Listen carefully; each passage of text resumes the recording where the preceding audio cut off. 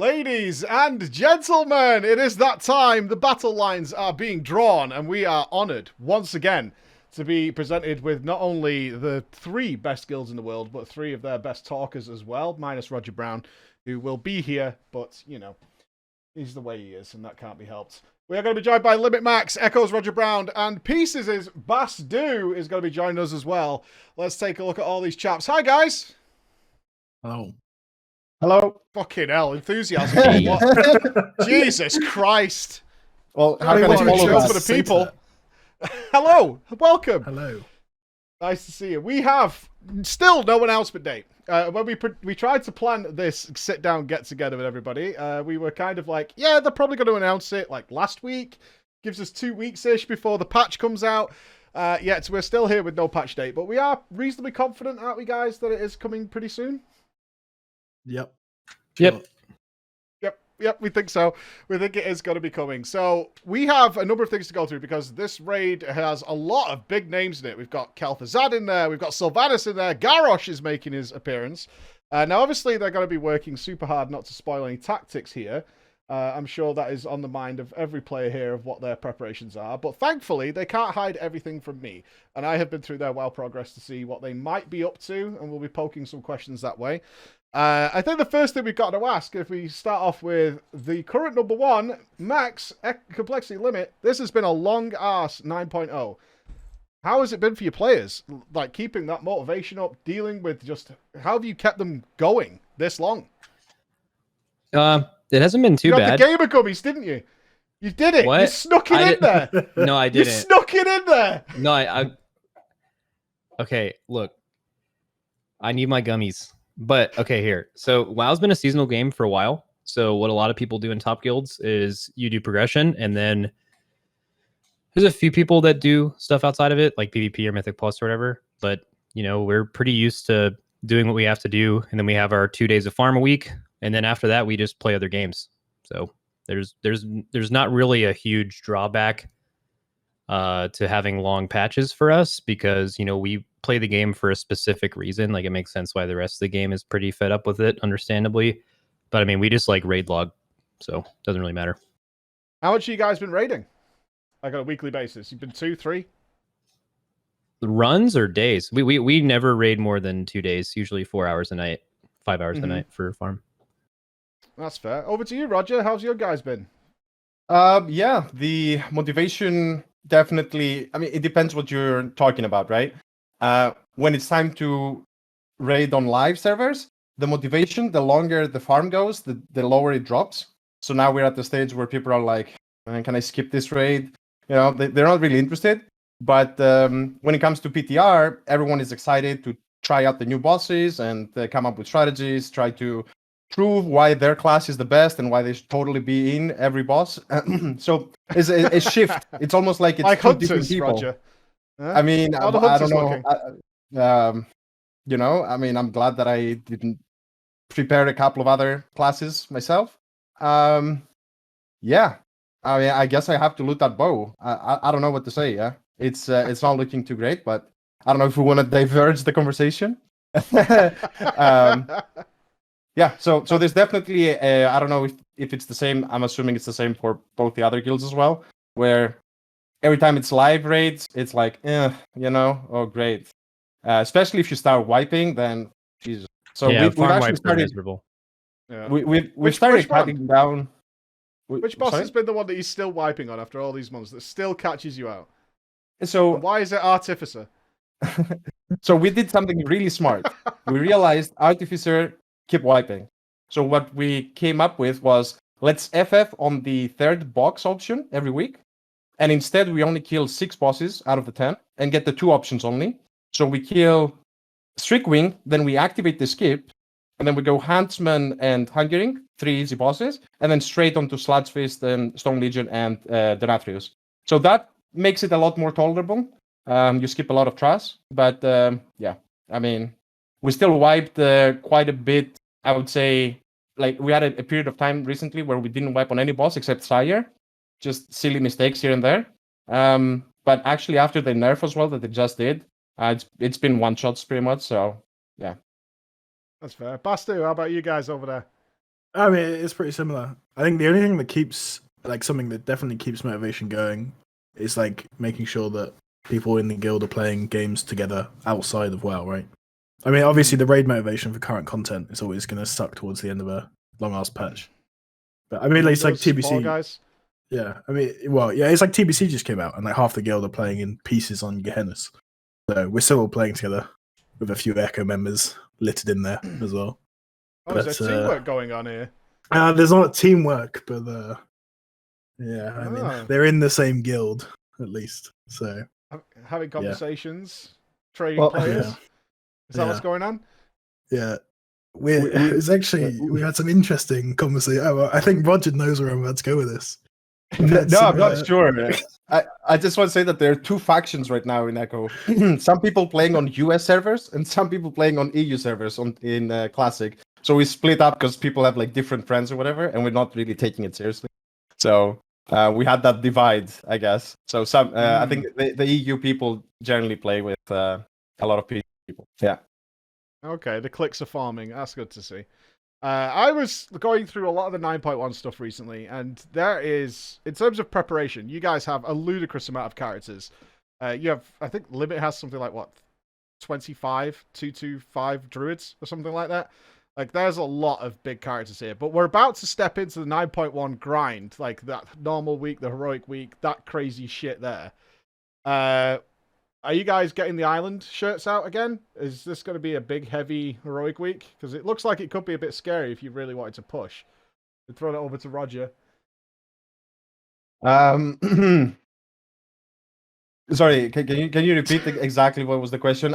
When you said 25 druids, I just blacked out. Yeah. Yeah. Okay. So I did too. I did too. He said 225 druids, and then I was like, "Whoa, that's a lot of druids. Oh, we don't have that many druids." 25. Okay, but then I thought he. Okay, you were saying, yeah. I mean, they're just like farm characters. It's all good. Druids are OP for farm, right? Yeah. Sounds good. But Well, what's the major? You've had all this preparation with gearing up all these characters. These are all ready. But when we've obviously got new gems. We've got Shards of Domination coming. New legendaries, recrafting the legendaries, new conduits, all that kind of stuff. What do you think your heroic week's going to look like, boys? That's the question. I think don't it's think it's gone, Max. I don't think it's going to be too much different. So like the prospect of doing splits, because you guys know the difference between like all of BFA's raids, and this last one was last expansion. You had coins, right, and you had the ability to craft like the NG helm for Azerite and stuff like that. So if you're talking about like the increased workload and the increased amount of splits you do, it's kind of a different thought process, because the first week of Castle Nathri, even though they buffed loot now, the first heroic week of Nathri was bugged.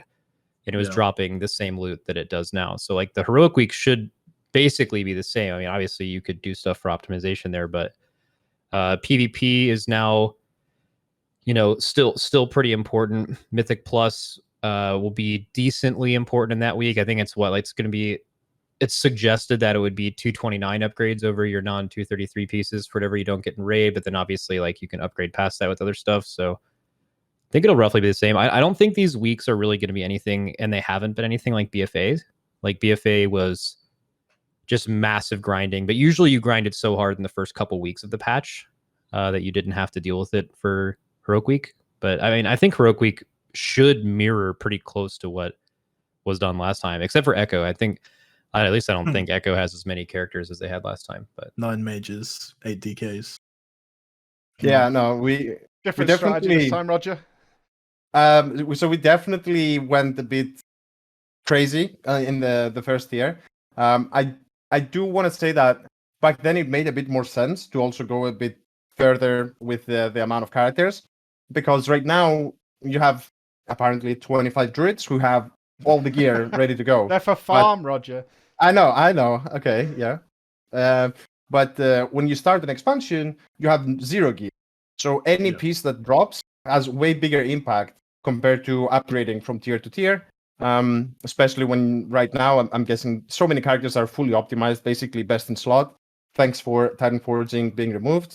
God bless. So now it doesn't make as much sense because the difference is not going to be as big. So we've dropped down. Not everyone had 9 characters. we had 6 characters, most of the players for the first tier. Now we've dropped down to 4 characters, and not for everyone. Some people even might do a few less, but as a general average of the guild. So we are cutting down, making better use of the heroic week as well. It was very stressful the previous tier. It looks like we're still gonna have to do PvP. It's not gonna be as crazy of a reward compared to the last time, but it's still gonna be something. And yeah, with the Korthia, or I don't know if I'm pronounced correctly, like the new zone. Who knows how much we have to blast it out there? We'll see. Well, Yeah, it's up to the guilds to basically decide whether it's worth doing it at all. Because I mean, there's obviously a cut-off right for where it becomes worth it. I mean, you know, if it's a lot of time to spend doing it and you're not actually going to get any of the rewards, they've changed the rep recently.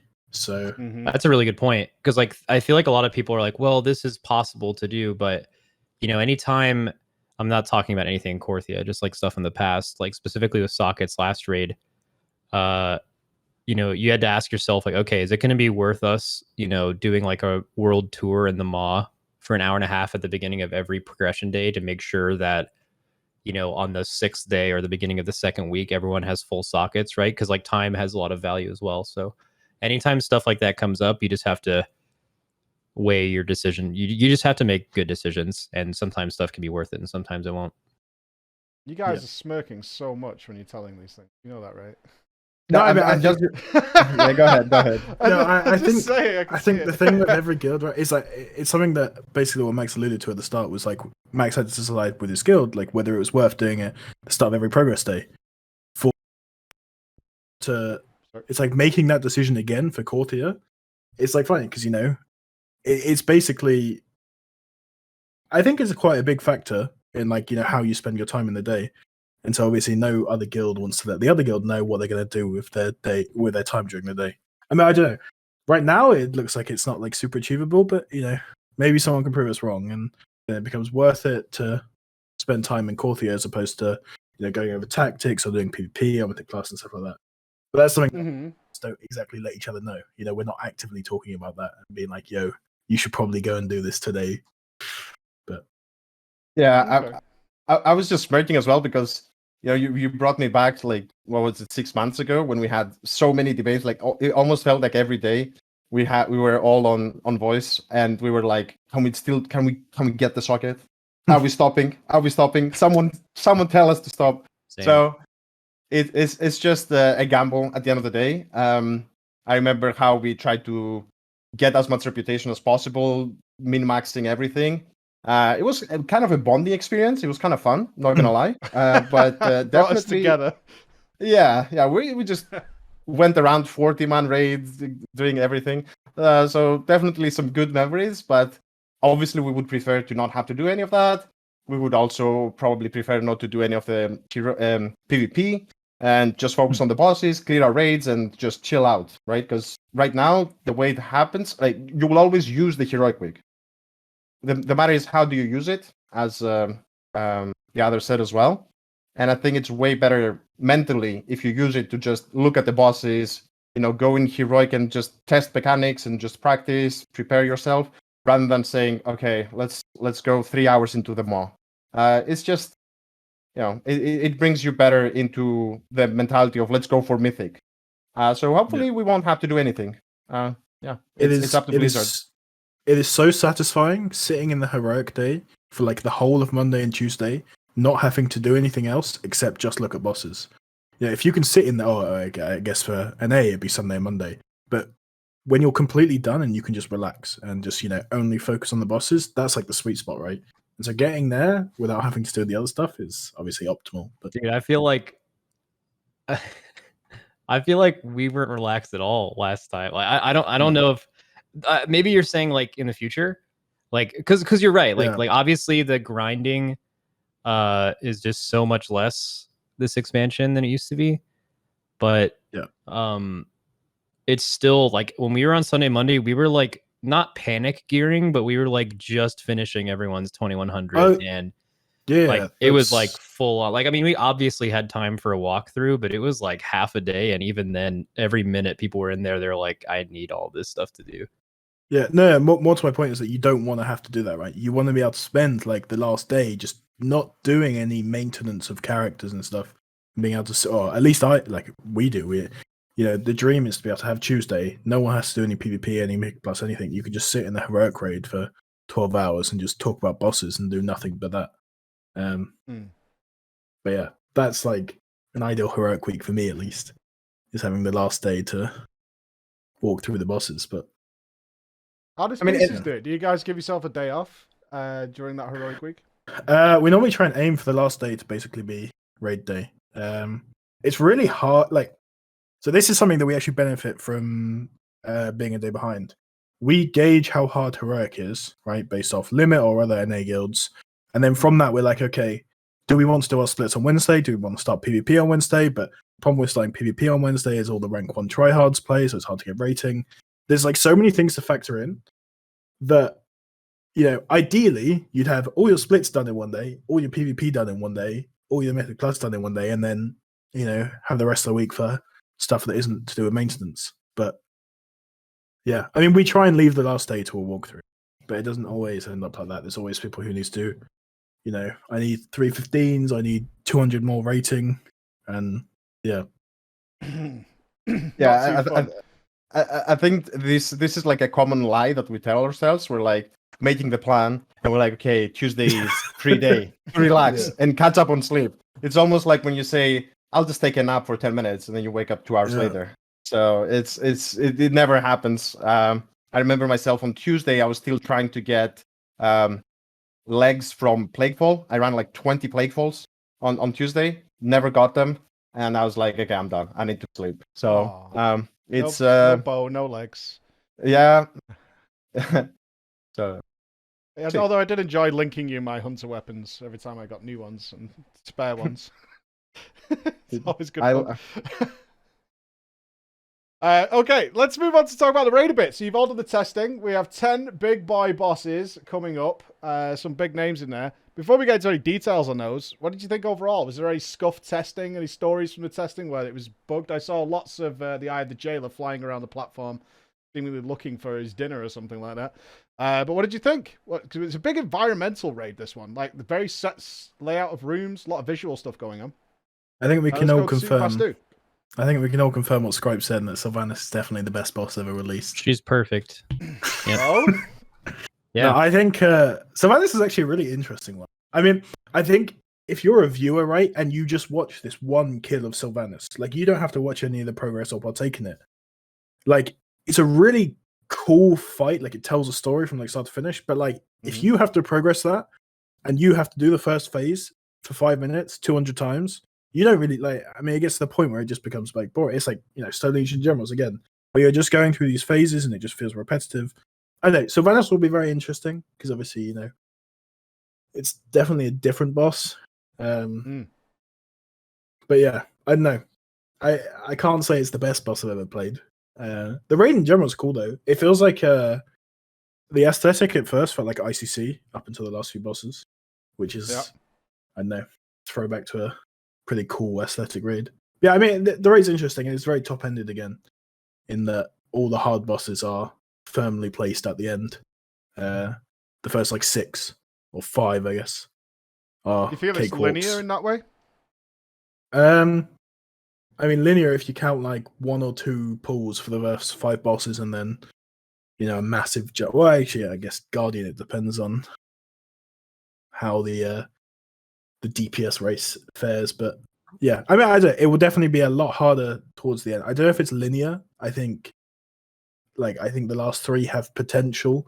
Like Fatescribe, Kel'Thuzad, Sylvanas have potential to all be quite high pulls. Fatescribe especially is a very interesting one. But I mean, it's kind of hard to tell, right? Based off testing, we test 1 hour on these bosses. So if we come over to Max, we saw loads of tweets coming out from members of all 3 of your guilds that it was just too easy, like in a lot of the testing. Like, you were crushing these bosses. Well, and then we saw last week Blizzard messing a lot with the bosses and turning them up. What was the reaction to that in you guys?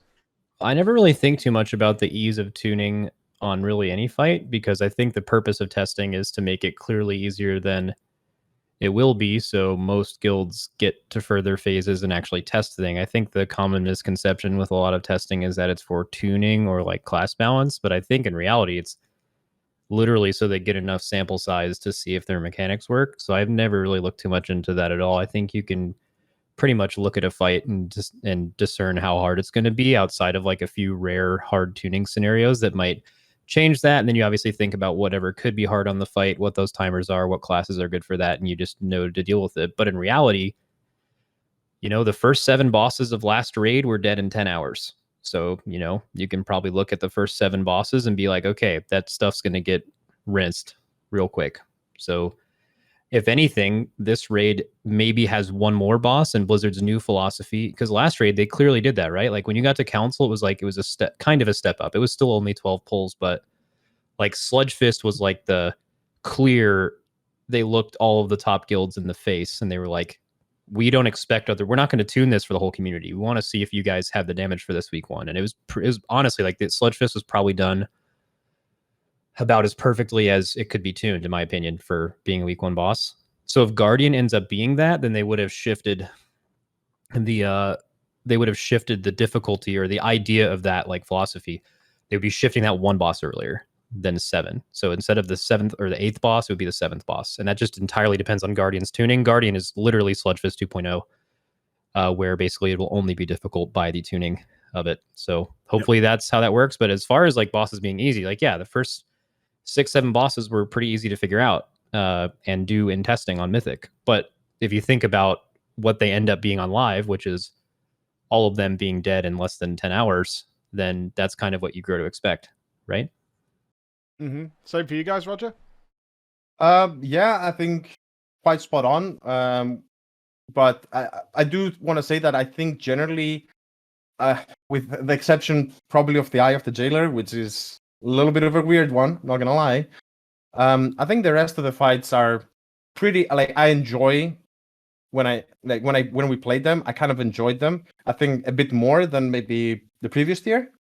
So I think overall the mechanics are pretty interesting.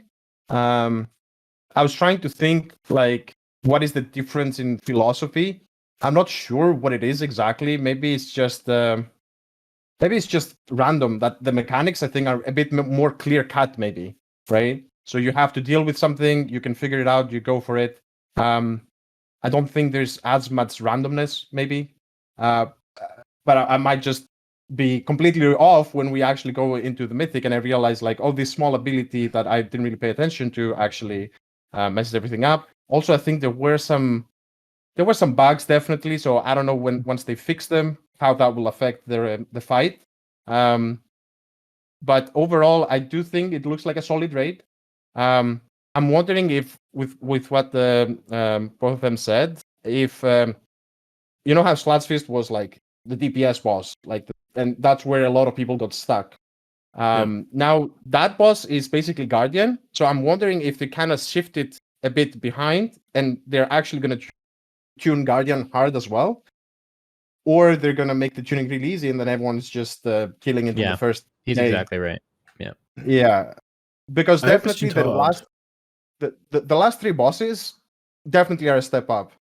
The bosses before, I mean, Painsmith might cause a bit of trouble for some disorganized groups, but It's like playing Fall Guys in WoW. Yeah, it's almost like the gate. It is a bit. It's almost like the gatekeeper is the guardian. So it's really up to Blizzard to decide how hard they want to tune that. I think it would be awesome if it's not the walkover though, because it will allow you to min-max the DPS even more, I think, compared to Sludgefist, because I think the mechanics of Guardian are quite simpler. Well, let's before we get too far deep into these individual bosses, let's have a look at them then, because then the viewers can actually see some footage of what it is you're talking about. We've got it all set up here, so let's kick off with the Tarragrue bastard. They're removing him from Torghast, obviously. Now he's here. He's big. He's bold. He's beautiful, and he's got some trolley buffs to annoy your friends with. Yeah, it was a I mean, what say you to this? As an opening raid boss, what do you think is the first opening welcome to the Sanctum of Domination? I think it's going to be very pug friendly. I will say that. I think it's a very easy boss as a starter. It's definitely a lot easier than stuff like in the Eternal Palace, where the first boss was a bit of a cock block. Yeah, Shivara wasn't easy. Yeah, I mean Shivara was definitely hard for pugs for quite a while. Mm. But yeah, I don't think it requires like loads of coordination or anything. I think it's pretty chill, and obviously having the powers, like rolling up into that boss is alright. I mean, I don't know. I think it'll be a very easy boss. I think probably the top 100 guilds will take one pull without any super mistakes. Yeah, let's do some pull count guesses. What do you reckon? This is a one shot for all three of you, or what? Who's going to crack first and say 2? No, I think it's a 1-1-1. 1. Yeah, It's one of the easier. It's one of the easier first bosses in memory. I think it's probably one shottable by most groups, even without anima powers. Yeah, that's the thing. Scorpion easy. Remember Scorpion? What a lad that thing was. Yeah, that was I think very it's easy boss. It's also because when Blizzard does some funky stuff, like now with anima powers, like it's RNG what powers you get. It's like some powers are really good, some powers really bad. Like they're not gonna tune the boss where you have to play really good when you have this, mechanics, usual stuff. Yeah, well, they'll probably just, like I don't think they will tune it way harder than it was in the testing, and it was really easy. All right, let's have a look at the Eye of the Jailer then. So the Eye of the Jailer is the one that seemed the buggiest during testing. They've got this like Zul'Harak mechanic. You're going to be splitting the raid up. You're going to be using grappling hooks and things like that. What are your thoughts on this one, Max? Well, the only consistent bug on this was that the lady that was throwing chains down and trying to drag you off, she just like wasn't really working. Mm-hmm. But I mean that doesn't matter because that mechanic doesn't matter anyway. So that's not like that actually affected the testing. And to my knowledge, there was no other frequent bugs. There was one that was pretty funny. I wish you actually had a clip of this, but there's like a streamable of the boss like flying off the map and then coming back and then starting its beam, and then it like clotheslines the whole raid instantly. Like so like there was like a little bit of buggy movement, but we never saw that. I mean, yeah, it's a normal second boss. It's got like a little split up the raid mechanic that's very easy. There's like multiple ways to deal with it where even a pug would just copy a strat and never wipe. So yeah, I mean, it's just a it's your huntsman. It's probably easier than huntsman because there's no weird like immunity thing, or if you do that strat at least. I hope you don't bring pet classes because pets don't like that fight. This true. I mean, Roger can probably tell you. Pets on that fight don't work very well. Every time you can actually see it on the screen right now as well. Every time the boss would like go away for the intermission, if you didn't call your pet back, it would just go there and just float in the air. So you had to like call the pet back or dismiss it and resummon it. It's great, yeah. But I think it's also, I don't know, has there ever been a boss which is on rails basically like this one? Because basically, if you're a tank, you can't just move the boss on the platform. It's basically does like this, right? And it's like on rails. I think that's. Oh, I see what you mean. Yeah. It's a little weird. Yeah. But it can freely move, right? Because those are the bugs we've seen. Like Max pointed out, is he does decide to go for a walk every now and again. It didn't happen in your testing, but I have seen clips, like you said, of him just going on a complete walk around. Maybe when he detaches from the rail. Yeah, I don't know. Yeah, maybe it just presses like a train off and just. I think it's intended though that it stays on the rail, like that. That's, but it's just a weird one. Yeah, as I said, I think this is definitely the boss which I'm not really feeling too excited about in the raid, especially with the grapple being bugged. I don't know how that's going to play out. And the one thing I will say is that I'm not sure. Obviously, some guilds will one-shot this, just like Huntsman, for example. But it does have the potential of one person like wiping the raid basically by making a mistake. So it's definitely gonna. It's not necessarily hard. It's just prone to insta wipes by one person messing it up. So 2 pulls for Echo, 1 for Pieces and Limit. Is that what I'm hearing? I would say 2, depending on the players we have in the raid, because you obviously put the people. Wow. Yeah, I mean, you've just taken Canucks from us, so if you put Canucks in on either jailer, I think maybe it'll be 2 pulls. Yeah, the problem is you don't go for the optimal setup here. You go for the gear on this early boss. So who knows? Maybe this boss drops some red paladin weapon. So your hands are tied at that point, Oh, so you're saying if you were to happen to have a certain Ret Paladin in your raid, then, wipes could ensue, is It's what I'm just an hearing. example. I mean, it's A just very Just an example, specific yeah. red paladin. Yeah, just an example. That's a crying shame. Let's move on then a little quickly to the 9, which looked like they were trying to paragons of the Claxidus, but much easier version. It didn't seem to contain too much that was too stressful for anybody on the 9. Max, what did you think of the 9? Similar kind of thing, like your Huntsman Hungering type of early boss. I actually, to be fair, I actually think it's. I mean, obviously it'll get killed fast because it's an early boss, but I think it's like one of the more fun early bosses in a while. Like actually, probably more than the last couple raids. It's got like a bit going on. I wish they would have made it a little harder on Mythic. Like as you're seeing in the footage right now, like the massacre stuff going through. There's like this thing it does calls where like the whole 9 thing is there's like 3 main bosses you fight and then there's 6 more to do mechanics. And when it does I forget the exact mechanic, but when it just spawns them normally, it spawns like extra on Mythic. But when it does the like recall thing that the main boss does, it spawns like the same amount it did on Heroic. So it basically just feels like another one where they could definitely do, something crazy like all 6 at one time, except for the very annoying bubble shield. And it would be doable. But then again, it's like a second boss, right? So or could be. I think it could be, right? Isn't the 9 and Eye of the Jailer both a potential second boss? So I think either one of those is fine. It's in my opinion, it's actually a top tier early boss because Blizzard's never going to, they're never going to make the second boss in a raid like really hard for the top guilds, right? Like that's not reality. So for what it is, I think it's great. I'd also like to know if you just think it's fun as well, because that's what obviously a lot of our viewers aren't in the top guilds. But what they would like to know is, are these bosses fun? Are they interesting? Like the Eye of the Jailer, I think you alluded to there, Roger. Is it's not particularly. The first fun. 2, no. This one, yes. Yeah. First This is would be probably the first fun kind to of get some engaging boss. pimped out powers, but short of that, I mean, it's about as fun as for how long your tank leaves the boss in the damage reduction. That's true. I think actually, now that you said this as well, Max, I think probably I would have liked maybe because if you check the dungeon journal, there's so many abilities on this boss, right? So they put a lot of effort into it. So I'm wondering if they misplaced it into the raid because this could have been maybe like the 5th boss or something. Because it feels like there are cool mechanics. There's a lot of things going on, but they're just undertuned quite a bit. So then it's like a good example. I'm not sure if they will change this, right? But there's a pushback mechanic where you need to run in, and there is a pull in that you need to run away from, right? And that is very undertuned. Like it should be a bit more, in my opinion. So I can almost feel like this boss could have been way harder with different tuning and also enjoyable to play. It almost feels like a waste. It's I wish they'd swap it with Painsmith.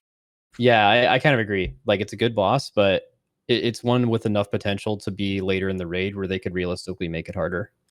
So swap it into almost a Claxy position, right, and give it all that stuff. Yeah. That was what the 9th boss or something in there. I think Really? 12. I'm a bit young for that. That was a huge raid. Yeah. Too young for that. That scares me. Let's go, Roger. Let's go. I think it's the 13 bosses. Yeah, it was a big raid, that one. Let's go on to the Remnant of Ner'zhul. We're going to be knocking armor off and bouncing around a platform like a pinball over at Ner'zhul. This is another a lot of interesting ideas start popping out now. Like, they got kind of creative with a lot of these bosses, and this is one of them. Roger, what do you think of Ner'zhul? Definitely an interesting one, again. Exactly what you said is kind of what I wanted to express earlier. Maybe I didn't do the correct thing, but yeah, there's like cool mechanics, right? Definitely a funny moment must have been for all the guilds testing this on PTR is when you do heroic and you're like, okay, this knockback, okay, cool. And then you're thinking, maybe more people will get the debuff, so you have to like ping pong a little bit. And then you go in the first try, you dispel, and then half your raid is off the platform because the knock is like twice or 3 times as big. So it will be a bit of a surprise, I think, for a lot of guilds. But there's definitely ways to outplay it. I don't think there's anything necessarily bad with this boss. I would say it's a little bit unfun. There's one mechanic which is unfun, where you have to pick up the ball and like kick it out of the platform. So Yeah. whoever has to do that is like, well, great, I guess. I mean, yeah. So apart from that, pretty decent. Was an okay middle of the raid boss. This boss, for example, I'm glad that it's not really later on, Yeah. because I think Mhm. it would get a bit more annoying. But yeah. Same for you guys, Max? Yeah, the testing on this was fine. It had like criminally low amounts of HP, even for like a testing, I think. And then I think the one thing that what was not working on this testing, it was the pools, right? The pools weren't spawning when you dispelled. True. Yes. I don't Yeah, think think I don't think that like really, because I don't think that's that impactful to the fight for how it'll be done. But that was at least one thing for it being bugged. I just want to say one thing. I won't take too much time on it, but I think in general the testings were less bugged than they normally are. I actually think the testings were run pretty well. They're, you know, I mean, obviously Nath3 was crazy because like they tested like mythic counts like 4 times or something, but the whole raid in general was actually like pretty good. Like the Ashara, or not Ashara, sorry, I always call her Ashara. Sylvanas was like the main one where like at least her not having an animation for Windrunner was kind of a problem. At least for like a lot of people watching it, it didn't seem like something that would be very good. And it was also just kind of visually confusing. But I mean, the fight was fine. Like really, like I mean, you guys don't remember like when we first pulled Naz off on testing, like it was sideways. Like the boss was literally sideways. Yeah, well, it was I upside actually- down at one point. Yeah. Yeah. So yeah, I think the testing overall is pretty good. Not too much to say on this fight though. It's a early-ish fight, kind of weird, kind of okay. I don't It's imagine. actually, I haven't thought about it much at all because I don't think it really matters. you mean You this got the picture this of boss, upside right? down as off. Yeah. I do. Yeah, I remember zoning into that on the testing and just looking up and seeing him on the ceiling. I was like, sure how this is gonna go. I'm sure it's gonna be fine. Okay, then. I want to say, cool. sorry, just because I don't know, like, I think it's cool we talk about the bosses, but maybe a lot of the viewers also, they don't actually go to do mythic testings, etc. So some things that got changed, just like as a funny thing, is that it used to be that the orbs, you have to kill them. It used to be that they took normal damage, and then if you debuff them, they took way extra damage. And thankfully, for anyone who cares about the damage meter, they changed that. So now they take normal damage. Otherwise, the damage meter, like you would have a lot of DPS whoring. And I know, like a lot of guilds care about that. So they fixed that, thankfully. It's not really gonna impact you much. Okay. You would never pad the meters, would you, Roger? No, of course not. Especially No, not as a no. hunter. Hunters are notoriously known for not padding at all. Yeah, priority DPS always. Yeah, Yeah. 1, 2, 3, right down the line. I like it. That's good stuff. Let's see Garrosh. So Garrosh, Soulrender Dormazain. They've all got very edgy names in here. Painsmith. We did get to see Garrosh all shackled up, doing his... Well, he's just getting beat up, really. He's getting tortured during this fight. So we've got this kind of like Heigen type dance going on here. Some old school ideas mixed with some new, more modern mechanics. Bastu, what did you think of this one? I mean, yeah, it's cool. I definitely don't think it's like a hard boss or anything. I think this is another one that's probably just going to be one pull and then we're done. I mean, you can predict where everything's going to be. So, I mean, it just trivializes the fight, basically. I mean, it's definitely cool. I think, I think it'll be interesting for pugs if they get this far. It's definitely one where you want a little bit more coordination. But yeah. Those Argus circles gave me PTSD. I don't know Yeah, that definitely was a throwback that, yeah, I was hoping they'd change that, but yeah. I mean, it's a cool fight. I don't think it's like super exciting or anything, but it like fits well in like the 4th, 5th boss. We're quite category. late now. This is like boss number 6, so we are getting Is later into the raid. Yeah, I think it feels Soulrender's much easier than others. It's 5, right? 1, 2, Yeah, Soulrender's 3, 4, 5 because 5. Painsmith's 6. Yeah, true. You might. I don't know the exact boss order. Everyone always makes flowcharts. I'm not entirely sure if they're accurate, but I think it'll be either 5th or 4th. You could maybe do Remnant or Soulrender. I don't quite know, but yeah, the fight's honestly surprising that it's. See, this is where it should be swapped with the 9. I feel like this boss is an absolute joke. It might even be the easiest boss in the raid. It seems like they made it because they were like, we're gonna do a dance again like Nax, remember guys? And then they just made a fight like that, didn't give it much thought, and it's missing a lot. And yeah, maybe they'll add something to it. Also, we refer to it as horny garage. They took all of it out of the journal, but they used to have all kinds of crazy sexual stuff in the journal about it. It was like when that safety dance thing started, the journal said word for word, Soulrender goes to work on Garrosh, and the whole fight is him being chained up, and yeah, it's pretty wild. Some Blizzard dev, whoever made that, was going You through seem to some have read stuff. that So quite a lot, Max. You're a big fan. Oh, that's where the voice came from, right? Oh, and then he goes to work on him. He's chained up. yeah, That's- pretty wild fight. Yeah, it's super easy though. Unfortunately, Yeah. that's the thing. Like, I kind of stopped caring too much about the mid-range stuff because like it is what it is, you know. Like they're never going to make those fights hard, and it makes complete sense why they won't. I mean, we looked at Ashvane, and Ashvane was suddenly, you know, that wasn't too deep into the dungeon, and suddenly that was kind of a big step up, right, from everything else. Huge inside fan North of Palace. that, the mid-raid wall. But I don't know if the WoW community as a whole is a fan of the the Gore Fiend, the Ashvane, the like mid-raid super hard boss, because I feel like it kind of gatekeeps stuff behind it. And even though I would love a fight like that, I think there's a reason they're not in the game a lot. Yeah. Like, I mean, Goldfiend especially killed so many guilds, right? I mean, that thing annihilated like the mythic scene. Ashvane was not easy at all. Like, Ashvane was for like any guild outside of, you know, the top echelons. Like, yeah, it was definitely not easy. So Let's do some. I just Go on, Roger. I just want to say something that I don't know if a lot of people have noticed. You guys all played back in Argus, right? So Mhm. I have a strong suspicion that whoever made this boss, like the garage Yeah. fight, was definitely designed from there. Because if you think about it, you have the ads coming in, and like another ad buffing them, and you need to like separate them and whatever, which is literally what happened on Agramar. Okay, Yeah. like basically. And then you also have the visual of the two people getting these runes underneath them, which are the exact same graphic from Argus Mythic. So the slices it aren't threw far me off back. either. Yeah, Sorry?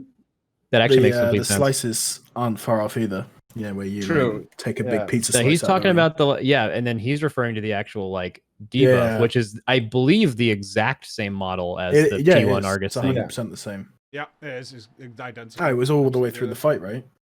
Yeah. Mm-hmm. I Yeah. once had a healer run at me with it because they didn't like the position I was in. Didn't say I anything remember- on comms. I remember if you had like two melee that had that like debuff on P3 of Argus. I remember one melee had to stand and, you know, if you're a rogue throwing knives at the boss. It was definitely not a very fun mechanic. For melee, I at think we least. did it by having like a 10-minute period before we pull, where all the melee had to practice their standing point, like in order to Yeah. get it right. No, I'll be the boss, and now you stand around me and work out where to go. Yeah, thankfully let's it's do a not as deadly here. So you don't have to No. worry about it. Yeah. Oh, that's true. Let's move over to a kind of fun one. I think again you guys are going to say it's not too hard, but Painsmith, idea-wise, kind of cool. Roger takes through this. We've got spiky balls rolling across the entire platform, and you're spawning these balls, and we've got spikes and all kinds of crazy things happening here. And they tried to make this a bit harder again, I think last week or before the Mythic testing. So I wonder what your thoughts are on Painsmith, Roger. This is a very cool little Bomberman platform, by the way. Very cool what? Sorry? Bomberman platform that they've kind of got. Oh, Bomberman. Yeah. Yeah. Yeah, I didn't even know what Bomberman was, but What? yeah, I think Chris Potter mentioned it when he saw the room, and I was like, okay, I don't get it, but apparently people know about it. Any Zoomers in the chat? Okay. Anyways, Not you. Yeah. Well, yeah, I think this boss will definitely be a step up from the previous ones, from the looks of it, just because it has quite incredible wipe potential. Like it's not necessarily a very hard fight if you play it properly. I think the numbers are not something crazy, but it's very technical, right? So you need to stand at precise locations. If one person like is standing differently, then he's gonna just kill the whole raid. Then you have bombs that if you blow them all up at the same time, then you're just wiping. So overall, I actually think I like this boss quite a lot. But I will say that I did enjoy playing Beast Mastery on this fight. So there is quite a lot of movement. Yeah, So funny I don't know. I think when they talked about how they will make this raid more melee friendly, they were thinking of this boss because there's so much movement. Like I don't know, like the ranged are gonna have a struggle on this one. Yeah. Max, your thoughts? You like this one?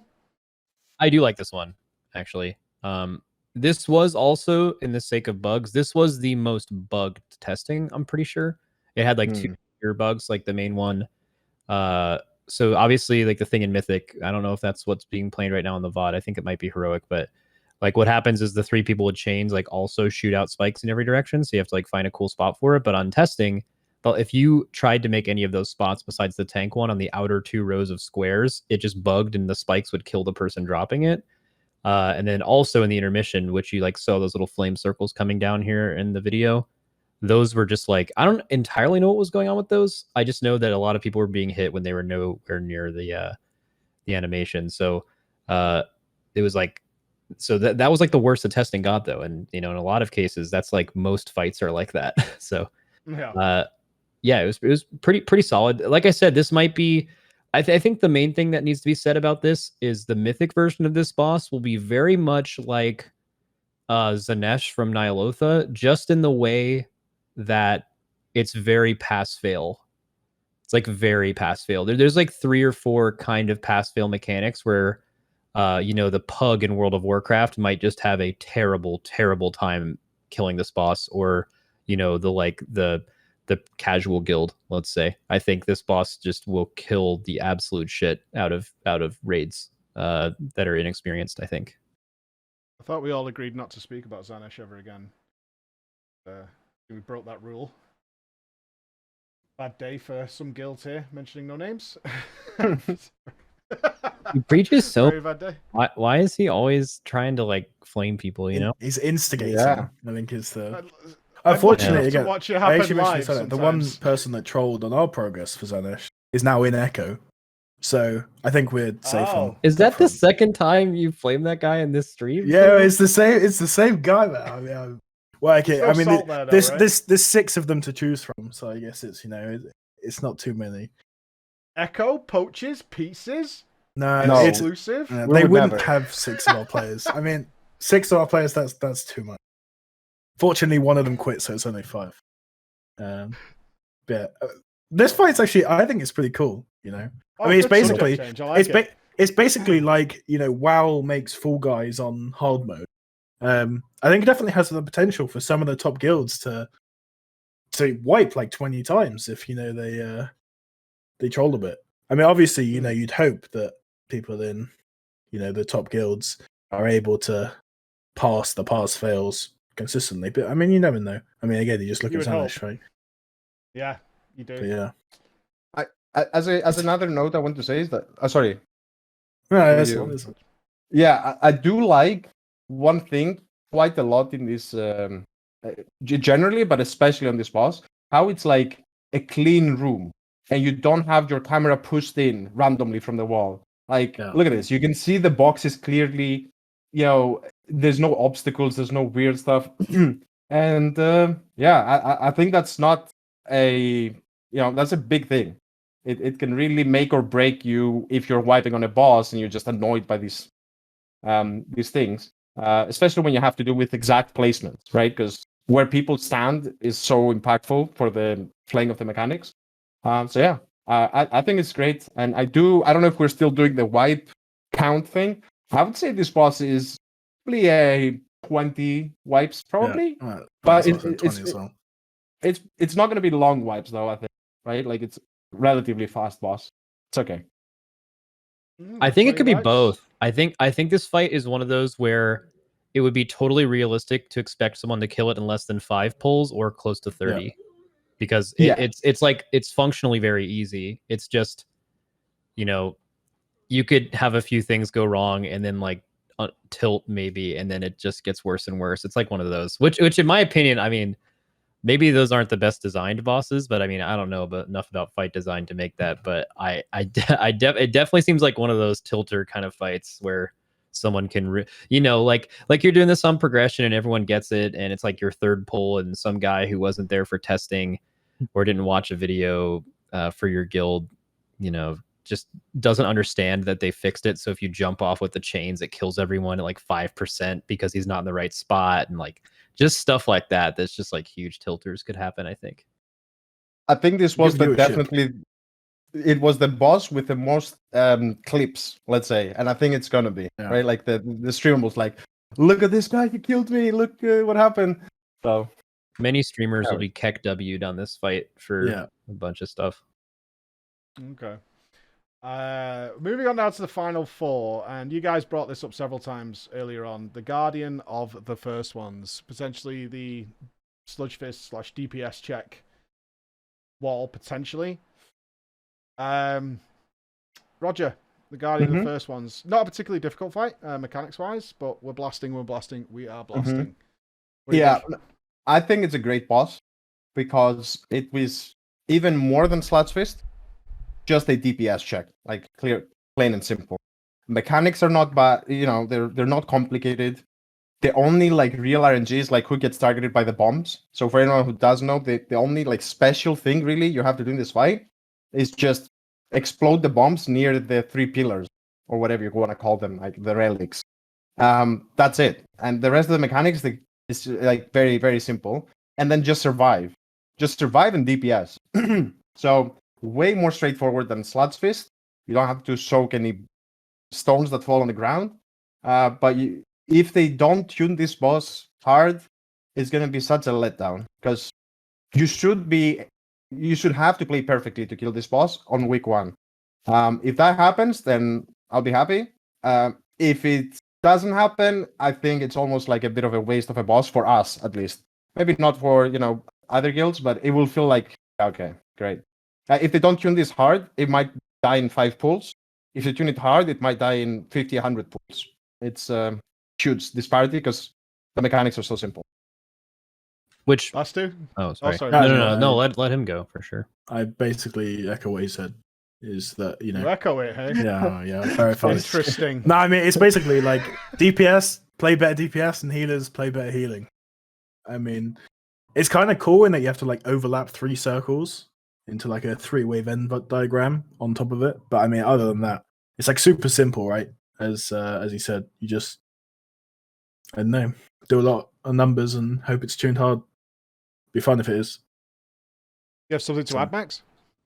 Yeah, well, I agree with Roger in a lot of things, but most importantly, how I think it's better than Sludge Fist, at least in concept, because it's actually so much more creative too.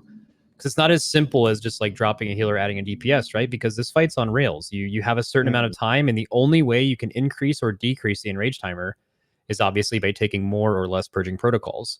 So by stacking enough to get through enough of those to give yourself more DPS time is a way more interesting decision of like, oh well, can we drop a healer and do this? Well, it's like, oh well, if you drop a healer, maybe you miss these purging protocols, then you lose 12 seconds. Then really, how much is that worth? I really think that fight in general is just potentially like, I mean, they're doing this every raid now, so they don't need any encouragement to do it because I think they get it that like the Sludge Fist, the Guardian of the Ancient Ones, which they've done so very few of in WoW. Like the only real notable ones I can think of are like Patchwork and Butcher, but Patchwork was like at a different time in raiding when there was other stuff. Like obviously the mechanics for these are much harder, but like where it's just strictly a throughput, damage healing, everything. You versus the boss. And this I believe is much better designed than Sludge Fist for that because there's no weird damage amps and it's a little bit more creative. But yeah, love it. Very good fight. I think the only first fight we're all excited for. Is what I'd say. Like we're actually excited. Is this the point where we're like, okay, it's getting real at this point? We've got Painsmith, which is pass fail. Somebody can screw it up, but now this is where it's big boy trousers time. Maybe. You never know, right? Because like the fights after this are big boy trousers because they have mechanics. They have mechanics that could potentially be very difficult, and specifically on KT timings. But this fight has none of that. It's strictly are you going to balance this well kind of thing, and it could be yes or no. It's one of those fights where it's going to die in less than 5 pulls, probably 1. or it's going to be something where you have to just over optimize and maybe do splits beforehand. So you never know. Won't know till you see it. Could be great, could be not good. Yeah, and That's cool. one thing I want to say is that the only trouble that I think Blizzard might create to themselves with this fight is that it's a purely single target fight. Mechanics are, it doesn't really matter that much what DPSers you bring. So they kind of need to not leave the game unbalanced that much that certain classes are just going to be like completely off the rates. 15 Shadow Priests. Yeah. Any examples there, Roger, of what classes might be benched? Are they, are they green? Hunters, maybe? Possibly green, yes. Possibly green. I mean, it is what it is, right? Like, it doesn't look like it's like super balanced right now. I think probably, maybe I'm making a big claim, but last year, I think the classes were a little bit closer to each other in terms of single target DPS. But a lot of times you choose the classes for the utility. And if they also do good damage. So for example, like a DK, not only was he doing really good damage, he also brought like a big AMZ. Now they kind of took that away from them. Yeah, Max, well done. Thank you. But yeah, here you don't really. I mean, it's going to come down to DPS because again, what the beauty of this fight, like Max said, is that if you just have more DPS, you can adjust it to take less damage. So in the end, on farm, this boss will be a complete joke, like complete another joke. I think it's a good thing. So yeah, good fight, but be careful with the tuning. And I'm gonna prepare myself for the bench. It's all good, yeah. Oh no, but you're helping raid lead, right, Roger? You can farm herbs for a raid spot. I heard that works. Yeah. Let's spin the wheel. We got some roulettes. Fatescribe. This was a really cool idea. I did not test this, so I'm kind of hoping you guys back me up on how cool the idea of this is, where we're going to be spinning the wheel with the runes. The whole room is going to rotate around, and you got to stand on it and control it, kind of Fireland style, where we tilted that boss into corners. Max, what was your thoughts on this one? You want to go first? I did address that to Max, actually, but go. Oh, did you? No, go on, Max. I didn't hear you. I'm just trying not to talk too much, man. My natural thing is to talk all the time, so I have to make myself Roger, not do that. what did you think of Fatescribe? Okay. Fatescribe, I think, is definitely the most innovative boss in this tier. I think it is a really cool mechanic. Visually, it plays really interestingly. I just think, they definitely had a vision with this boss. And I think it's going to be really nice for us to progress on in Mythic. I think a lot of people will die in the process. And there will be yelling. There will be screams. There will be... okay, just so everyone knows exactly. Yeah, what do you think the cause of that is? Why are they yelling and screaming? So when the boss turns around all the circles in the ground or the runes of fate, then you have to like turn them again back in order. Otherwise, you just die, and you have a set amount of time. So that's going to cause a lot of deaths. Now, the caveat in Mythic is that not only do you do that, but while you're turning them by standing on like a specific spot, you're also shooting a laser beam towards the middle that anyone who touches it gets like an insane debuff that like almost one-shots. So a lot of people are going to die from that because you need to like coordinate really good, have good surroundings, and do everything like super, super quick. And it's also random who can even turn them. So there's an element of like surprise and do everything fast. And if one guy dies, it's probably a wipe. But I think it's a fun mechanic. It's something we're not really used to. A lot of times mechanics are just like take damage, debuff, dispel, whatever. Like this is just something brand new. We've never done this before, really. And I think it's going to be excellent. Like I actually think this boss is probably my favorite from the whole raid. And I don't think, like, tuning-wise, like, the beauty is that it's not really hard the rest of the fight.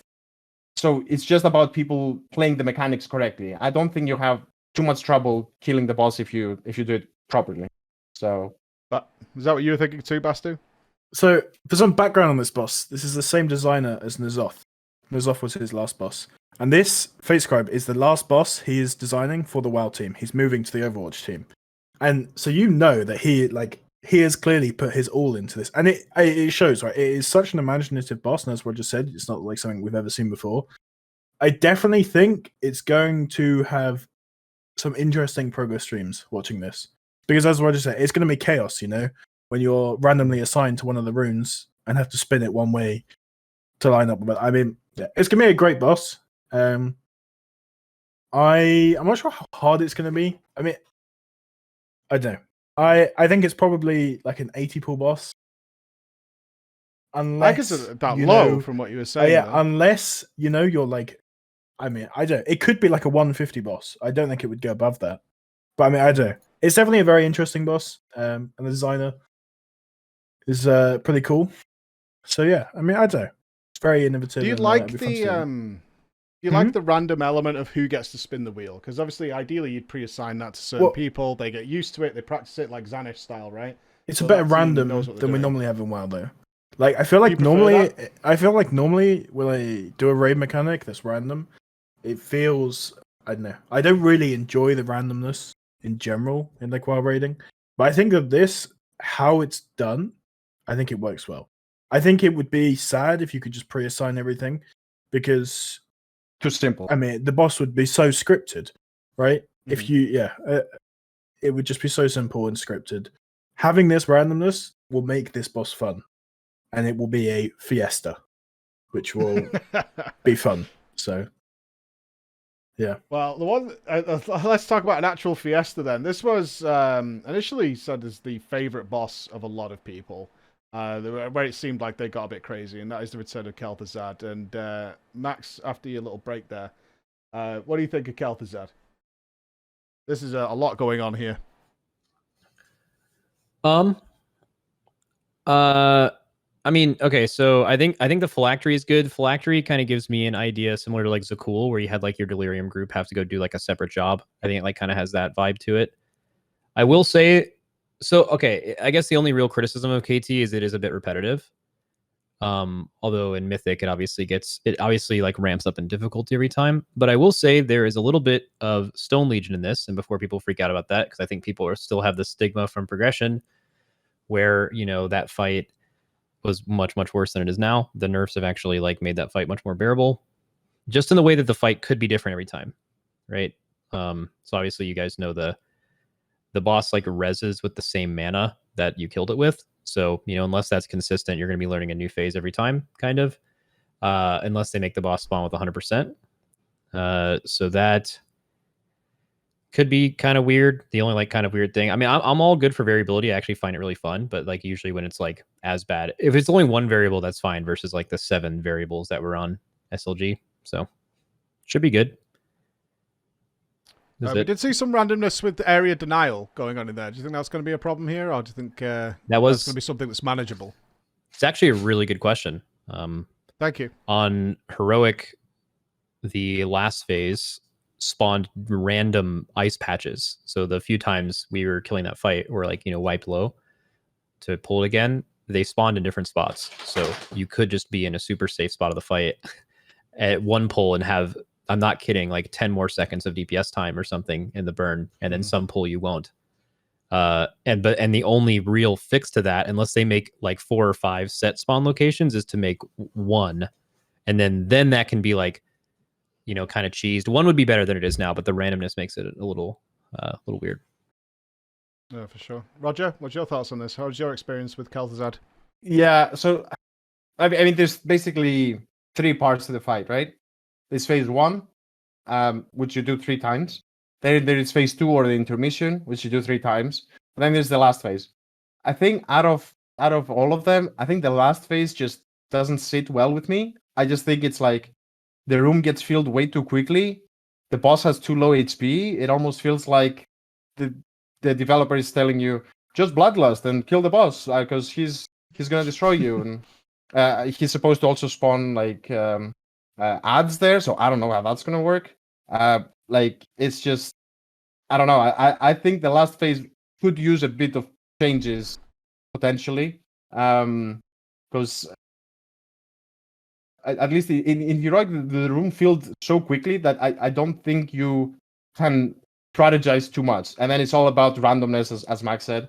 I don't know. We'll have to see for the last phase. Yeah, I'm okay with that in a way, though. Like, I think Blizzard has shown, even though it's the first boss, like Tarragrue is kind of like that, where I feel like there's a few times in this raid where at the end of the boss, they're like, okay, we're going to kind of shut the mechanics off a little bit, and we just want to see if you can kill this boss before it kills you. And I think that's good, but obviously that's just like how we want to do it is we want to, problem solve the fight. And that takes a lot of the problem solving out of it. It just makes it can you burn it fast enough? But I feel like if that's done right, it's really good. For example, if Kel'Thuzad is super, super hard the entire way getting there, and then you get to the last phase and it's actually you need every single cooldown. You can't even use CDs on the last phylactery and you can barely kill him in time before you could ever realistically wipe like that. That's really good. But you're right. If that's not that, it could be one of the problems of Stone Legion generals is that it was really anticlimactic, right? It took forever to get to the last phase, and then you just blasted it.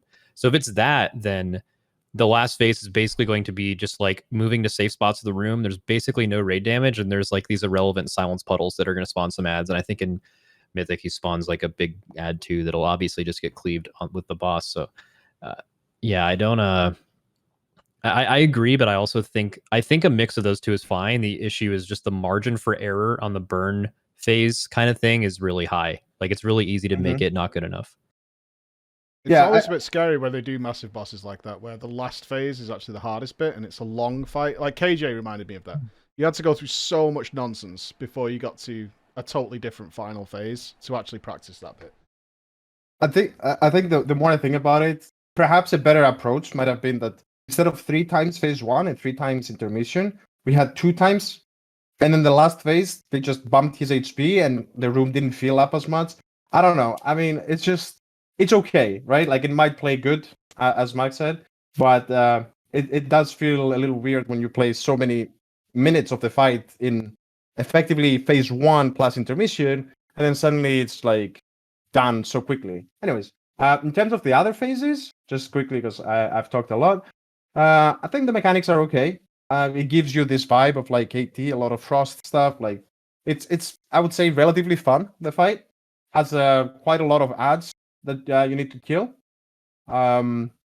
Certain classes are better at AoEing than others, sadly. And certain classes are better at AoEing, or not AoEing, but like spread out targets. Some classes can't really do that, unfortunately. So I think this fight definitely will require some class stacking. Let's say it's not where you're like just bring your usual like one of everything. Like no, like some classes are gonna definitely be better than others. Bastu, I'm surprised actually. You guys don't seem that excited about this one, although the initial feedback was very positive towards Kel'Thuzad. And how do you feel over there? I think Bastu. I think the only bit that excites me like a lot about this fight is the Remnant phase or Revenant, whatever, where you go inside. I really hope. I mean, obviously, it's not shown on this video because it's heroic mode. But on Mythic, it's a little bit harder. You have like winds pushing you back, and some stuff persists. I really hope that is like quite difficult. Something that I liked about Zakul, which is, I think Max mentioned it earlier, is like its similarity in the phase. I really hope that that phase is quite hard and difficult, and that you actually have to focus on that part of the fight, and it's not some just formality where you go in, kill it, and you're done. I think that will make the fight a lot more interesting for me, at least. But yeah, I mean, the fight's like okay. It will definitely not be easy. It's definitely probably like a 100 to 200 pull boss, unless P3 is super easy for some reason. But yeah, I mean, we'll see. I guess I just hope that the Revenant phase is kind of hard. So yeah. Okay, well, that is your penultimate boss team, and we have one lady left. The great Sylvanas Windrunner herself, all combined with new ideas, jumping around, telling a story using the entire cutscene that we saw at the launch of the Shadowlands, as well as some other elements of a story in order to tell the tale of this fight. I get the impression we're not liking Sylvanas, or we're happy with it. Who wants to go first? I'll throw it out to you guys. Wow, that's Okay, exciting. okay. I'll just say something to kick things off. I think I think we talked about it a bit earlier. So it's an interesting story, Yeah. but I don't necessarily like that you have a phase 1, which is it's okay. It's the usual phase 1 on the end boss. You just get it done, and it's kind of like a time sink from the looks of it. Maybe it's a little bit of a DPS check, who knows? But then I'm not a huge fan of like doing a dungeon basically in the middle of my fight. Yeah. So much running. It's a lot of running. RP, waiting. I mean, Do you think it's intended that you drop combat, like that you can release? Do you think that's like part of the fight? No. No. I mean, Fix that I don't think so. with testing. The last half hour of testing that didn't work. Yeah, it was a little wonky if I remember. Like it worked at the start, and they changed it. But yeah, in general, I was not a huge fan of like a lot of running. I don't know if you have a lot of foods from there, but basically you go on these huge chains, and yeah, they look cool. And you fight some ads. Some of them died extremely quickly as well. So definitely some tuning things there need to happen. And then you just wait and you run and you run and you run, and it's just too long. I feel like it's too long. The last phase probably going to be exciting. It's you know, you need to you're fighting the actual boss finally. But I think we might get a bit tired of phase 1, phase 2 quite quickly. So if this fight is 200, 300 pulls, every time you wipe in P3, you know, 10% or whatever, you're gonna be like, oh boy, here we go again. Like let's start over. And it's a super honestly, long fight. How long Yes. is this fight gonna be? Like, I don't know. They need to cut something. Cut some chains, maybe. Cut phase 2 a little bit down. Or It honestly feels like this is going to end up like a Kill Jaden, where like the end of the fight of Kill Jaden was really cool. Like the moving the pillars and, you know, people being knocked off the rage, and the intermission where you had to find the ads in the darkness. I mean, it was really cool, but you know, when you've done phase 1 and 2 like 200 times, it got to the point where you didn't really care. You know, it was just you were whacking your head against these boring phases for too long to just try and get to the fun phase at the end. So yeah, It almost looked like they were trying to recreate the Jaina run, you know, from the boat to find her, and people kind of dug that, but it was relatively short, right? I mean, a lot of the progress was making that as efficient and as quick as possible. We did raid testing on this, but 30-man, those chains were obnoxious, to say the least, and I didn't get to run along the chains myself, but watching it back, it did seem like a very tedious process of actually moving through it, especially as guilds were spam releasing just to get back to it as well. Did you guys have similar experiences in yours? I know you don't want to give away tactics here, by the way. I'm just gauging your impressions of the fight. This is the big one. Sylvanas is one people have been looking forward to for a very long time. what do you think, Max? Are you a Sylvanas loyalist? I think that's the term, isn't it? Yeah, a Sylvanas simp. Is that what you mean? Yeah, Yeah. Sylvanas loyalist, right? But I think that's the official term. she's perfect, man. But for real, the fight's good. I mean, I don't know. I think P2, two things. Number one, the Windrunner mechanic in P1 and the entire concept of P2 are just, you know, they just had like a conference call talking about just how epic the fight will be when we finally fight Sylvanas, and Thrall will be there and Jaina will be there, and they're gonna forge bridges, and they basically just got caught up in how epic the fight will be and maybe lost track a little bit about how it would actually play out in reality.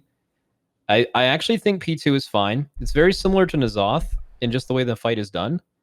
And I'm not saying that like maybe people have a negative connotation of N'Zoth. I'm not saying that's a bad thing, but just in the way where in P1, basically the entire fight was P2 to dead with N'Zoth, right? Like it was all boss damage. But you got 2 times in P1, or I guess once, where you got like a little bit of a boss burn in, and then it was like the rest of the fight. So P2 is kind of like that, where P2 isn't necessarily just like trash. You know, a lot of it really matters for what you have to do at the end.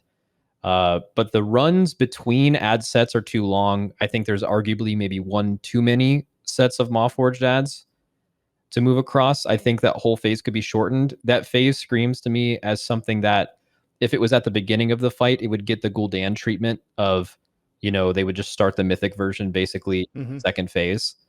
But because it's in the middle, there's almost no way for them to do that. Yeah, You prefer it shorter? yeah. Yeah, and maybe, and also that phase is going to be interesting as well because you think about it and you're like, where does it really matter in the fight? You get the 2 boss burns, but why do we have to kill these ads fast, right? Is there going to be? Are they going to like Ashara P3 that phase where you have to do it in a certain amount of time, or else there's like some kind of hardened rage problem either at the end of that phase or at the end of the fight. The phase just seems really weird, and I feel like they're going to realize it's weird and put some weird artificial difficulty to it to make it more relevant, and that might make the fight even worse. Where I think the last phase, so the P2 boss burns plus the last phase, could actually be really cool. Like they keep adding stuff to Mythic, which I don't think a lot of people have talked about, but like just in the community. But like they added some like soaks the last phase. They added like those little gray lines that shoot in every direction. They're going to go multiple people at the same time. Have to dodge those. There's going to be like there's definitely a lot going on there. Not to mention that like they'll probably have like Anduin and the Jailer doing some shit there rather than just sit there like they did on Mythic. Or on heroic testing. Sorry. I think it'll end up being good. Also, the sentiment in the community is in general is that it's like a bad melee fight. I think the entire raid actually is just fine for melee and ranged. In fact, coming from Nathria, I think Nathria is one of the most melee friendly raids there's ever been. I think this raid is similar to that. So I think like everything, like just the whole raid is pretty good. And Sylvanas, I think will end up being good, especially if they fix the visual of Windrunner. I think it was pretty jarring for Twitch viewers to watch the boss port around and not realize that you could have actually hit the boss in her hitbox the entire time because like her nameplate was porting around. So I think a nice fix to that would be just putting a, like a shadow model of her and her nameplate there as she does all the other stuff. I think it'll help a lot. But I think the fight will be good. I think it'll be good. Actually, she's perfect. It'll be perfect. Yeah, perfect. Sounds like copium to me. But no, it's an interesting design choice for them because it is supposed to be an epic end encounter, right? And you're right, it's hard for them to make those mythic skips here because those phases are kind of integral. I mean, you could shorten phase 1, but you've still got this longer run across, right?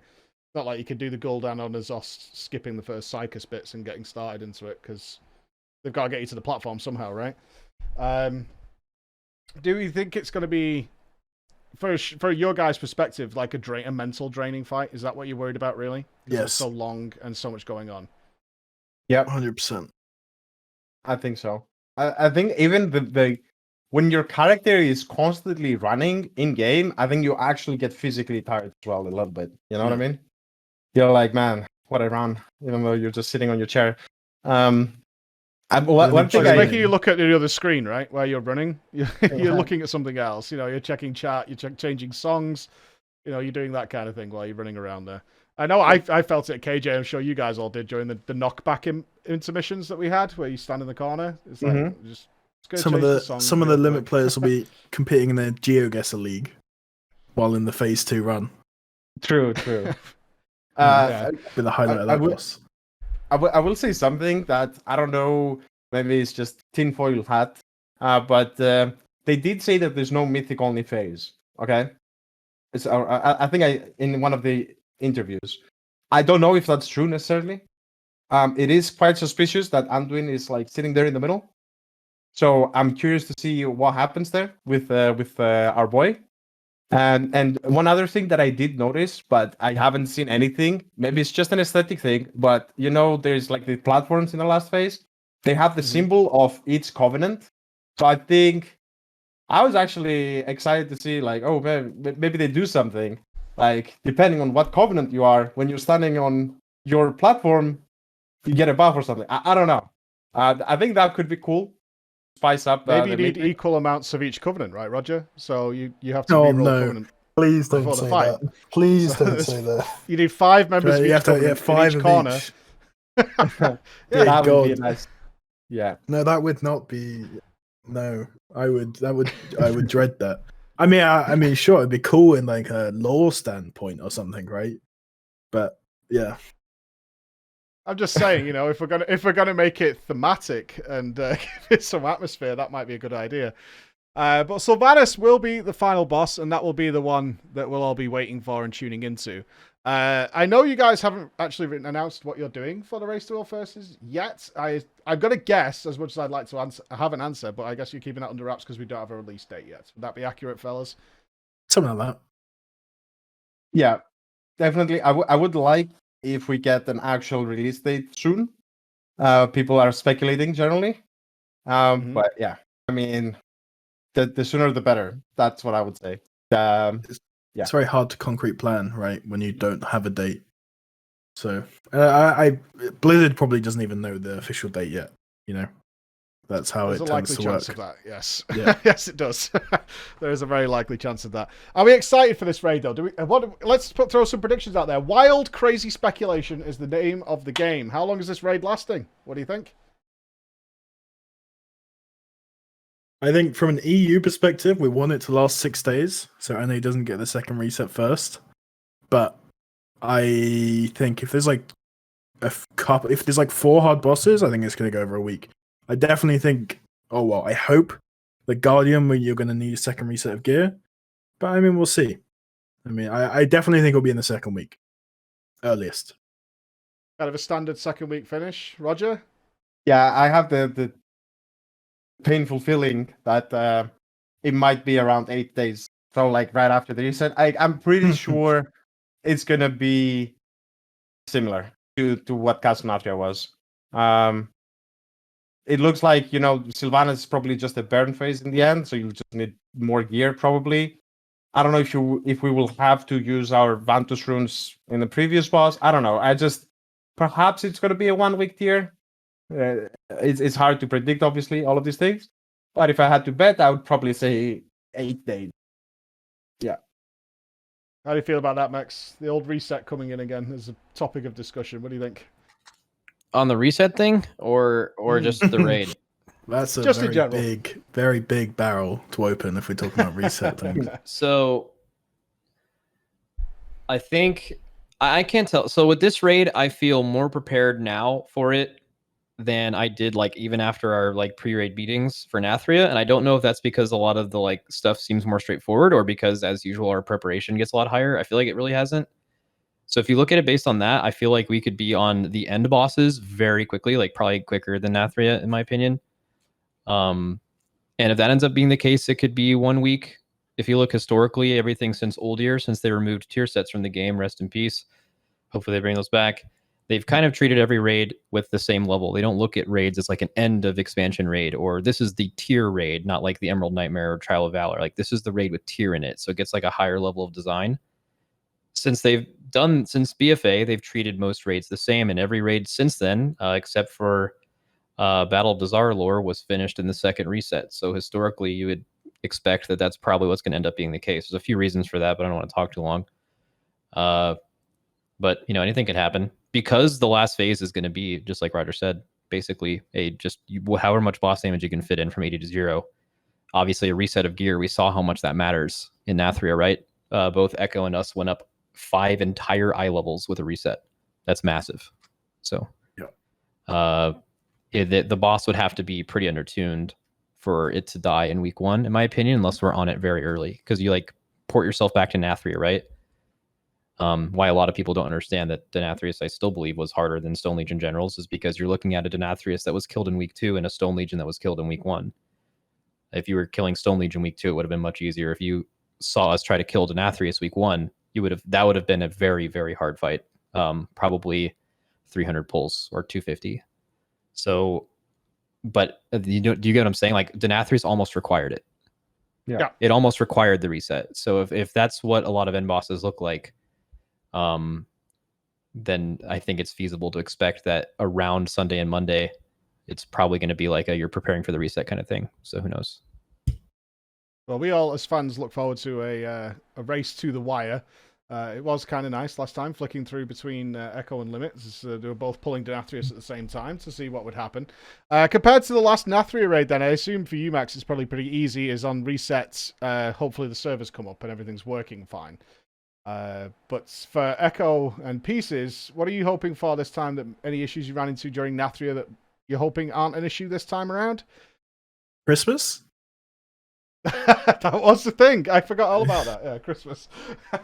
I don't think they're going to do Christmas that early this year, but I'll check with Blizzard on that one. It's something that, like, I don't want to say this and sound salty, because it's not. It doesn't come from a salt point of view. It's something to do with gearing last patch, was really weird. I mean, obviously there was loads of BOEs and stuff, so you could inflate your eye level a lot because of that. And there was, so when you go into the tier, Echo actually, from my point of view, I mean, Roger spoke about this earlier. It's actually, I think, a good thing that Echo did so many splits with all the characters, because Echo was at the same eye level as Limit when we entered Mythic. Which, when you think about it, Limit had a lot less characters, right? I mean, there wasn't really duplicates. So whether it was, Limit getting lucky with gear or something, but Limit and Echo had the same gear going into it, whereas Echo had put in a lot more time in the splits. I'm curious as to how much of a factor like gear RNG will be. Again, obviously, I'm only like me saying this sounds like I'm just being sorry, which I'm not. I mean, it is how it is. RNG works out sometimes, but we went into Mythic like 4 eye levels lower, and I would argue that we had same as if not more BOEs than the other guilds. So I'm hoping that that's better for us. I mean, obviously, that's not why we finished like a week after. I mean, yeah, that's just one factor of many things in the race. But yeah. I don't know what How about you, two Roger? think about it. What are you hoping for this time, Roger? Don't just say a I bow. don't know. I mean, yeah, To be in the raid? Loot is always like a touchy subject when you're talking to me, but I'm not really. I don't know if I'm hoping for something. I mean, I don't think they seem to have addressed the BOE issue, so hopefully there's less of that. It just takes away. It's like annoying.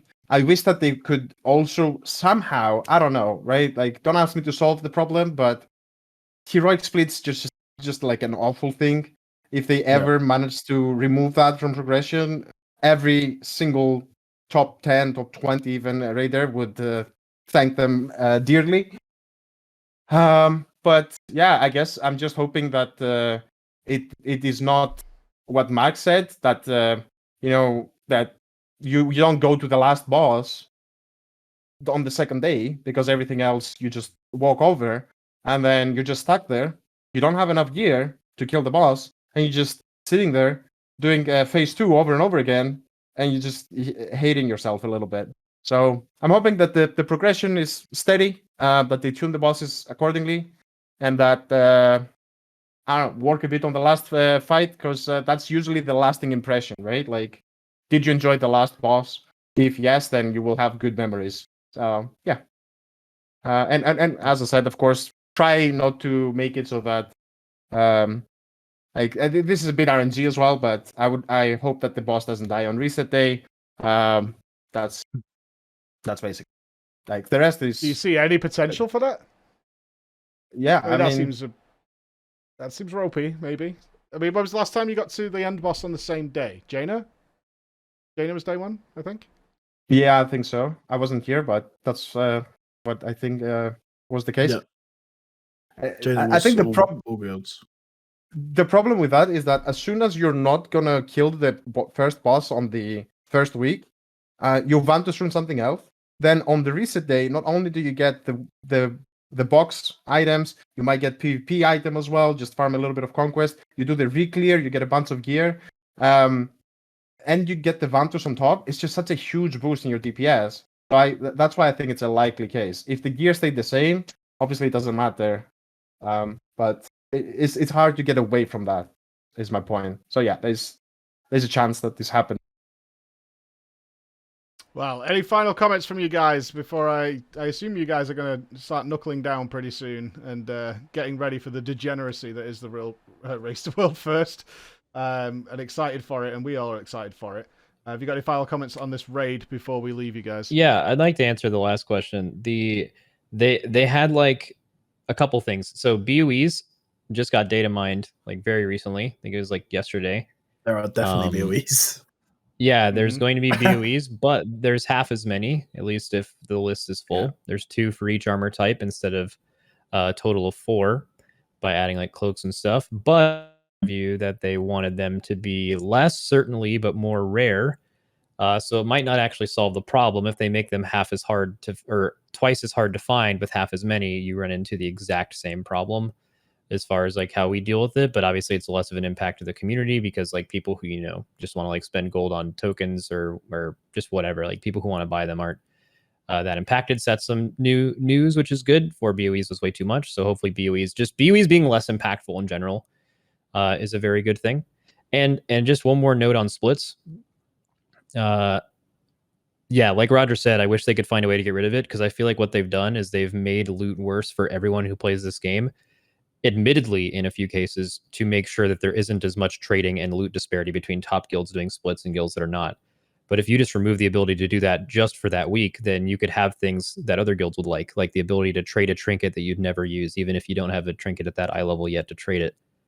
Everyone is affected by the pretty bad loot system we have at the moment, and it could be a lot better if they just make it so you can't do splits heroic week and then make the game better for everyone else. So that'd be pretty good for everybody. Yep. For sure. It's a shame. Rusty?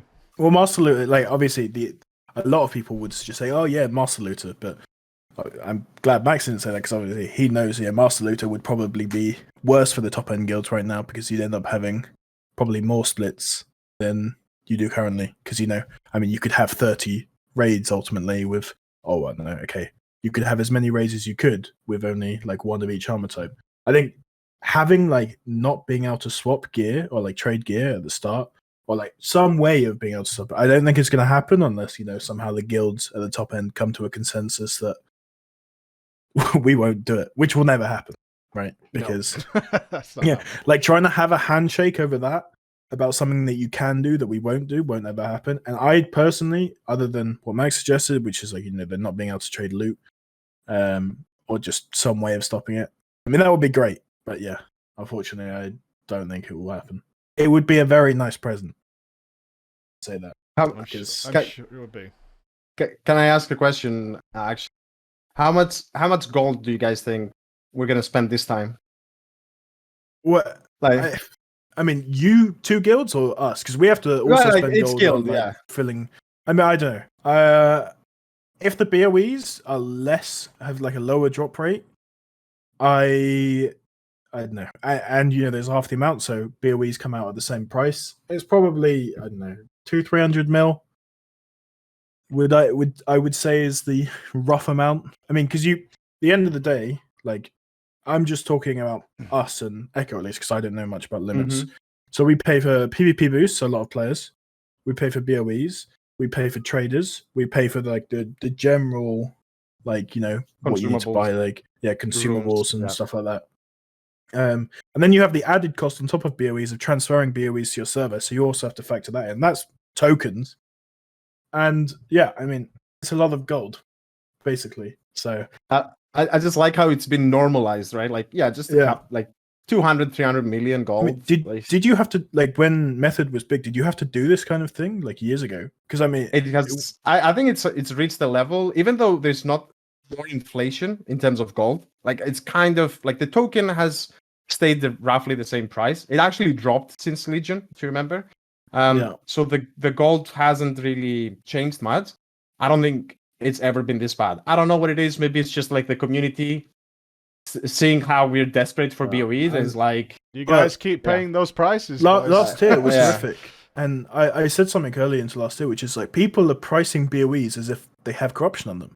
Yeah, there was a guy trying to sell. So there was a Critverse ring, right? You could have a socket on it, 226 eye level, which is the mythic eye level. People were trying to sell that on Torrent Mill and Twisting Nether for 10 mil gold. 10 million gold. How many tokens? I mean, that's like what? 40 tokens for one item? And everyone, like, I don't know, Max, was it the same on US? Like, were people expecting this much gold for BOEs? Maybe it's just an EU thing.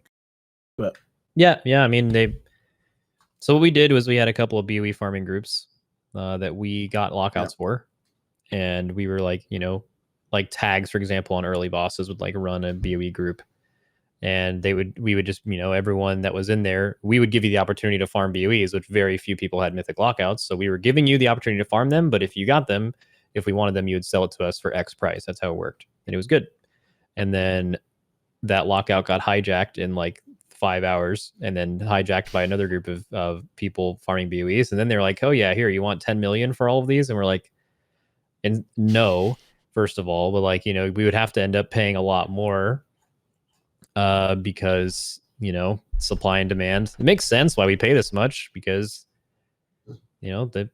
we need them right that second to kill a boss like Sludgefist, and they know that, and we're not going to if we all sat there and we're like, hey man, you want to pay 10 mil for this? No, fuck you. We'll buy it next week for way cheaper. And then if we actually did that, then they would stop offering it for 10 mil and they would be more realistic. But because they get what they want, they do that. So makes sense. Yeah, I mean, it'll probably be a bit. I don't really like to think about how much gold. You just need to have as much available to deal with it as possible, and then try to save as much as you can. So, yep. I assume Pieces is still the richest guild in the world. Fastu? I think raiding guild. I think there are plenty of guilds that I know there is a few guilds that aren't in the World First Race that have a lot of gold. But I mean, it's probably getting closer to even now, because we used to be a lot better at this. But yeah, we do 4 raids a week, and we make sure we have buyers in every single raid, for gold. Mm-hmm. But I think that's pretty consistent among the top 5 guilds now. And every guild is churning out like 10 to 20 mil a week. So yeah. I mean, you add that up. You had 6 months, right? Yeah, right. It's like preparation. 6 months, 6 months or 24. You're getting to like 240 to 480 mil gold if you're making 10 to 20 mil a week.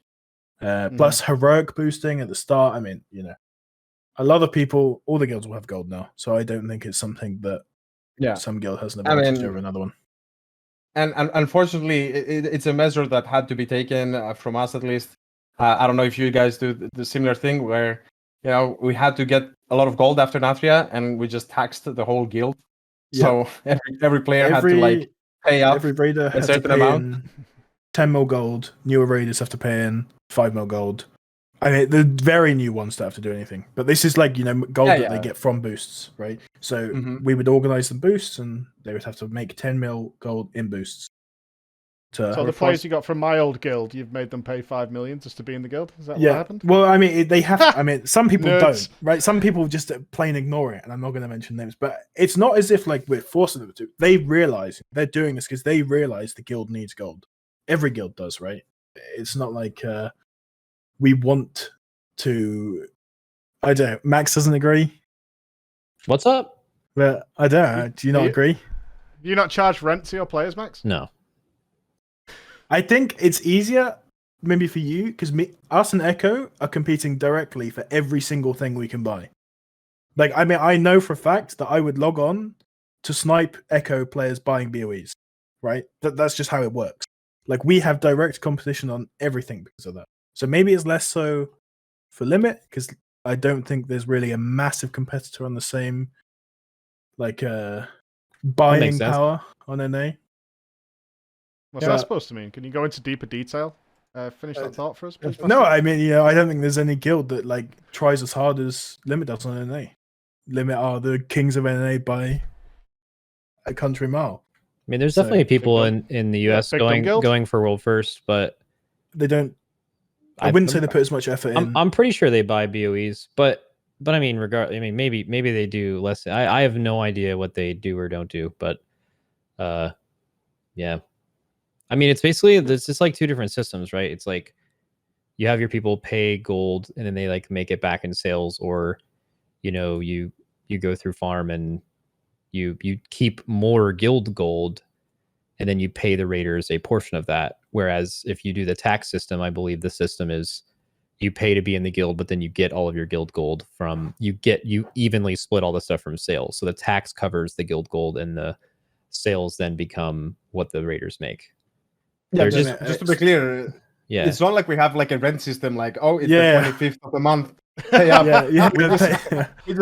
We just had a deficit after their last raid, and we're okay, to pay back our debt in a timely fashion, we just need to get some gold ASAP, and then it was more like an emergency thing. Yeah. I like the idea of Lorgot going knocking on doors, though. It's like saying you get that tier ends. You get an angry mail by Scribe you're overdue 2 days for monthly payment with a big red stamp on it. It's just the tier ends, right? And heroic boosting is ludicrously good for making money. And you say, okay, go do 2 days of heroic boosting, on the last boss, and you will earn 10 mil, and then you're Yeah. done. Like Yeah. that is basically what it is. Oh, okay. I get what you mean. So we do the same thing. It's just that, you know, we have like a ledger, and if you're part of those runs, we split up the gold that was made in those runs, and then that is like credited to you as like you have contributed that to the guild. So it's basically the same thing. It's just they're not literally paying the guild that gold. It's that they never. So basically, I don't know the exact difference, but yeah, Raider in our guild doesn't have to ever pay the guild anything. They just get paid a certain amount, a percentage of our sales after they have been in enough raids to have accounted for enough gold towards paying off whatever deficit we have.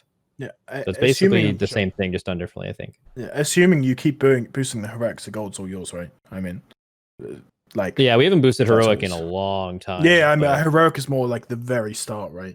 yeah, The heroics are heroic is actually the insanely broken. ludicrously- Yeah, they're insanely broken right Just the after last progression's boss. over. Yeah. Yeah, for sure.